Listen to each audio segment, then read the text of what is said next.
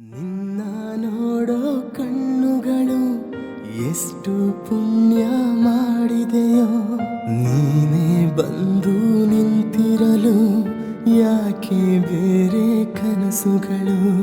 ನಾನು ಸವಿಯೋ ಸಂಕಟವ ಏನು ಅಂತ ಹೇಳುವುದೇ, ಕೂಗಿ ಕೂಗಿ ನನ್ನ ಎದೆ ನೀನೇ ಬೇಕು ಅನ್ನುತ್ತಿದೆ.